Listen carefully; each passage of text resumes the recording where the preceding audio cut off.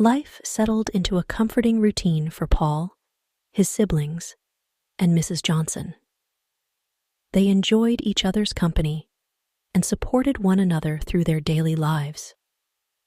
However, trouble was brewing once again in the form of Mr. Smith and Mrs. Brown.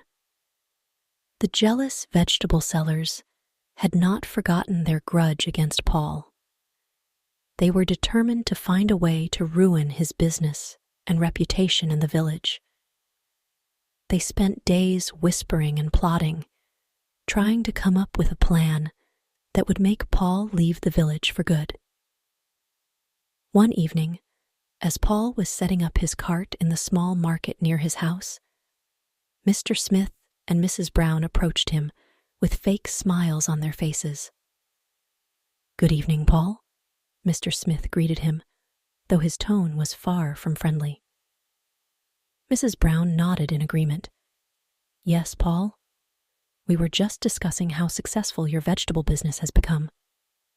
Paul looked at them warily, sensing trouble. "Thank you," he replied cautiously. "Is there something you need?" Mr. Smith's smile turned into a sneer. "Actually, Paul, we were wondering how you managed to sell your vegetables so well. What's your secret?" Paul frowned, not liking where this conversation was heading. "There's no secret," he said firmly. "I work hard and sell fresh vegetables. People appreciate quality." Mrs. Brown exchanged a look with Mr. Smith, and then she spoke with false concern. "You know, Paul, selling your vegetables at higher prices and giving them away for free to beggars and old women, it's not good for business. People might start to wonder."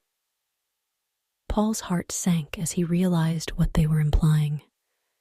They were trying to smear his reputation and make people doubt his honesty and kindness. "I don't know what you're talking about," Paul said, his voice tinged with anger.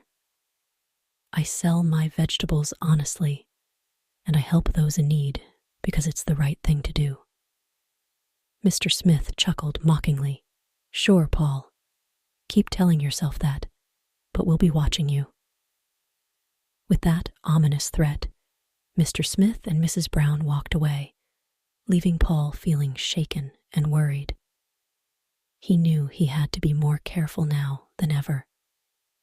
The jealousy and greed of others could threaten everything he had worked so hard to build for his family and Mrs. Johnson. Paul couldn't shake off the uneasy feeling that Mr. Smith and Mrs. Brown's threat had left him with. He knew they were jealous of his success, but now their scheming felt like a real danger to everything he had built for his family and for Mrs. Johnson. That night, as Paul sat at the dinner table with his siblings and Mrs. Johnson, he couldn't help but share his concerns. "I'm worried about Mr. Smith and Mrs. Brown," he admitted, his brow furrowed with worry.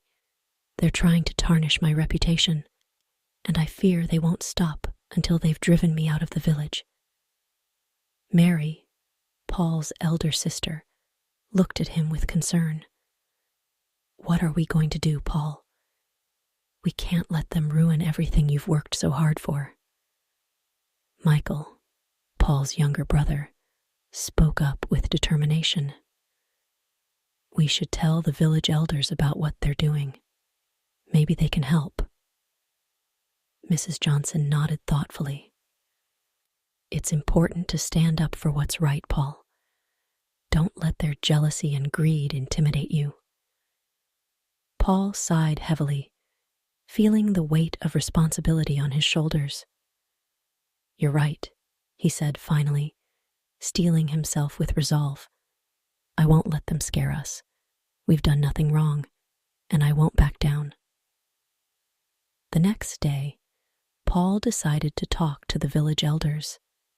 He explained everything that had happened with Mr. Smith and Mrs. Brown, from their jealousy to their threats against him. The elders listened attentively, their expressions grave as they considered Paul's words. After a long discussion, the elders assured Paul that they would keep an eye on Mr. Smith and Mrs. Brown. They promised to talk to other villagers and make sure they understood the truth about Paul's integrity and kindness. Feeling a sense of relief, Paul returned home and shared the news with his family and Mrs. Johnson. They gathered together in the living room, grateful for the support they had received from the village elders. "I'm proud of you, Paul," Mrs. Johnson said, her eyes shining with admiration. "You handled the situation with courage and dignity." Paul smiled gratefully at her. "Thank you, Mrs. Johnson. I couldn't have done it without your support and wisdom." As they sat together, enjoying a moment of peace and unity, Paul knew that no matter what challenges lay ahead, they would face them together as a strong and resilient family. As the days passed, the village elders kept a close watch on Mr. Smith and Mrs. Brown. They discreetly spoke with other villagers, ensuring that Paul's reputation remained untarnished despite the jealous schemes of the two troublemakers. Meanwhile, Paul continued his routine of waking up early, buying fresh vegetables, and selling them with honesty and dedication. His customers remained loyal, knowing the quality and care Paul put into his work.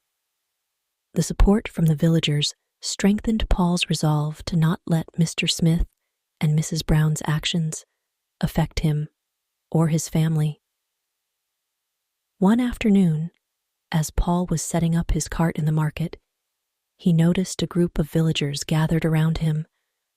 Curious, he approached them cautiously, wondering if there was trouble again. "Paul," one of the villagers spoke up, "we heard about what Mr. Smith and Mrs. Brown have been saying. We want you to know that we believe in you. You've always been fair and kind to us." Another villager nodded in agreement. "You're one of the hardest working young men in our village. Don't let those troublemakers get to you." Paul felt a lump in his throat at the villagers' words of support. He hadn't expected such open encouragement from them, and it touched him deeply. "Thank you," Paul said sincerely, his voice tinged with emotion. "Your support means everything to me and my family. We won't let anyone disrupt our lives." The villagers nodded solemnly, their expressions filled with determination to stand by Paul and uphold justice in their community. That evening, as Paul returned home, he shared the heartwarming encounter with his family and Mrs. Johnson. They gathered around the dinner table, feeling a renewed sense of hope and strength. "I'm so proud of our village," Mary said with a smile. "It's good to know we have such caring neighbors." Michael grinned proudly. "Yeah, and they're not afraid to stand up for what's right." Mrs. Johnson patted Paul's hand affectionately. "You see, Paul, you've earned their trust and respect. No one can take that away from you." Paul nodded, feeling a sense of relief wash over him. He knew that, with the support of his family and the villagers, he could face any challenges that came their way. Together, they were stronger than any jealousy or greed that tried to divide them.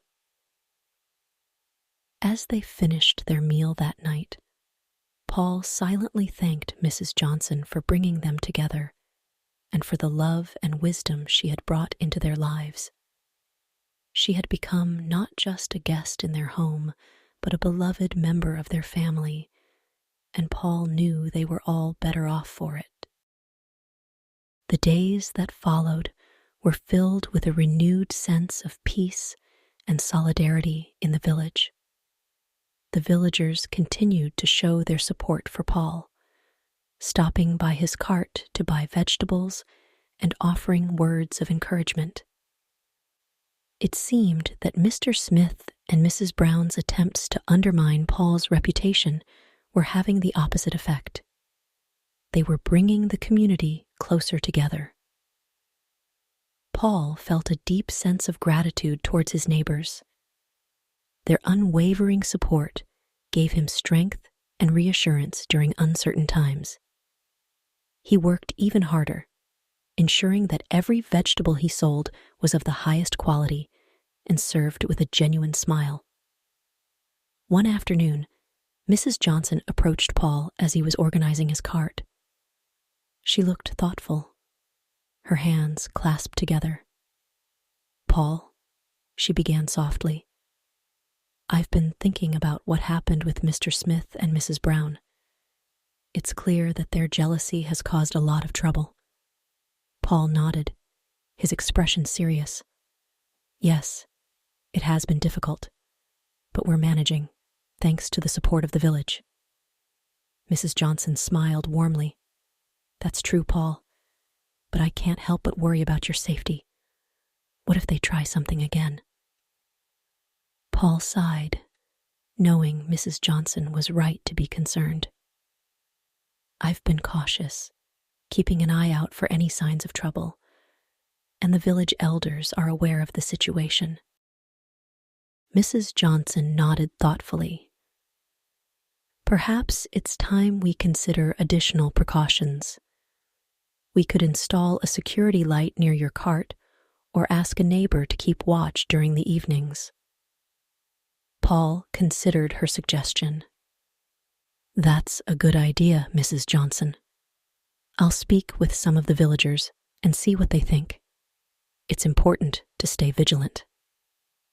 As the sun began to set, casting a golden glow over the village, Paul and Mrs. Johnson continued to discuss ways to ensure their safety. They were determined not to let fear or intimidation disrupt their lives. Later that evening, Paul gathered with his family and Mrs. Johnson for dinner. They talked about the day's events and laughed together, enjoying the simple pleasures of being together as a family. As they shared stories and shared their hopes for the future, Paul couldn't help but feel a sense of pride and gratitude. Despite the challenges they had faced, they had come through stronger and closer than ever. With Mrs. Johnson by their side, they knew they could face whatever came their way, secure in the knowledge that they were supported by a caring and resilient community.